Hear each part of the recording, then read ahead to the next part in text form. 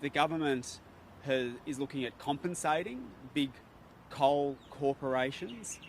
Government's looking at a 12-month pause, which will still leave people with rising prices as soon as those temporary price caps end. And unfortunately, the government's not putting anything on the table that will help households and businesses get off expensive and dirty gas.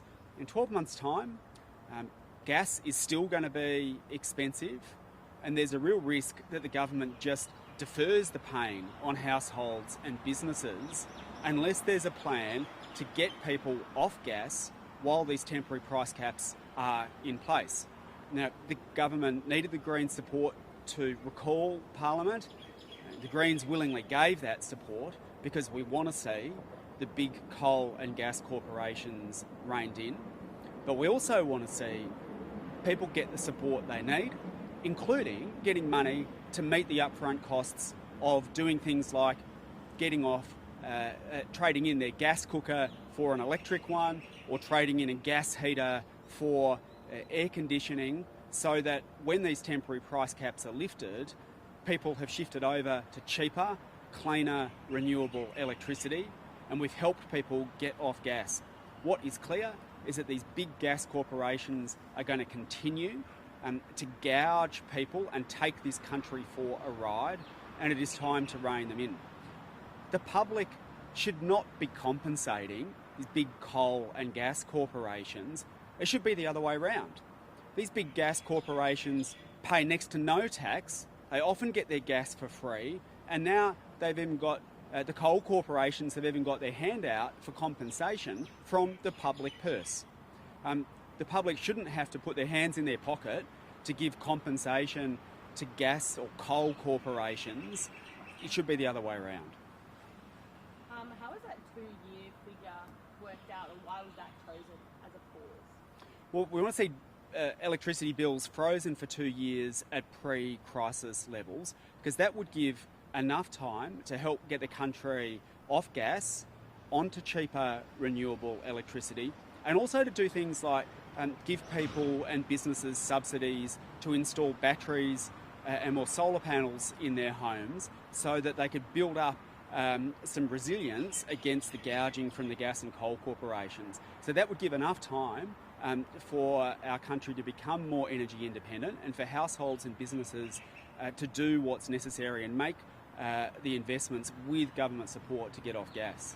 Does it make you more inclined to back the bill on Thursday due to the fact that any compensation for coal won't be in the legislation? Well, we'll have to see what the legislation is, and the government over the weekend and again this morning made clear they're looking at compensating coal corporations, which we think is just wrong. Now, the government seems to be hearing the Greens' message loud and clear that we won't back compensation to coal corporations. We'll just have to have a look at the legislation. We haven't seen the legislation yet. The Greens will consider our final position when our party room meets tomorrow afternoon. Hopefully, if we've got legislation by then, we'll be able to consider it. So we'll just have to see what the final legislation ultimately looks like. What are you willing to compromise on, and what would ultimately not push you to back that legislation? Well, if you have a look at what happened with electric cars, for example, the government wanted to include a subsidy that would have included a subsidy going to some petrol cars, whereas we wanted it only going to electric. We reached a middle ground where it was time limited. There was a time limited subsidy for those petrol vehicles, and the government also agreed to get the public service fleet moving to 100% electric. So we were able to reach an agreement where we were fast-tracked the shift to electric vehicles and pushed the government to go a bit further and faster. That's the spirit that we'll be going into discussions over the next couple of days. If there's a way of ensuring that the legislation does not compensate these coal and gas giants, and that we can help households and businesses get off expensive and dirty gas while temporary price caps are in place, and that we don't slow down the transition to renewables, then that's where we'd like to land. But at the moment, the government doesn't have a crucial piece of the package, which is helping households and businesses get off gas. Because look, there's a real risk that that over the next 12 months, if these price caps are in place, that people think the problem has been solved, that the government doesn't help people do things like replace their gas heaters with electric ones, and then in 12 months' time, when the price cap is lifted, people are going to be hit again. We don't want the pain for households and businesses just to be deferred for 12 months. We want this problem fixed. And just to clarify, would any compensation be acceptable to you for these big coal companies? These big coal corporations deserve no compensation at all. Like, they have been making record windfall profits off the back of people's pain. And these gas corporations pay, in many instances, no tax.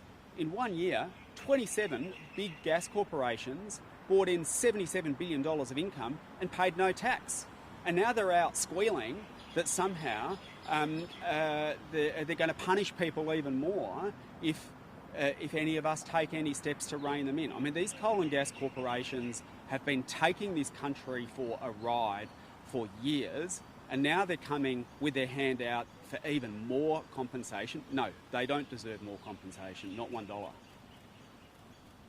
Thanks, everyone.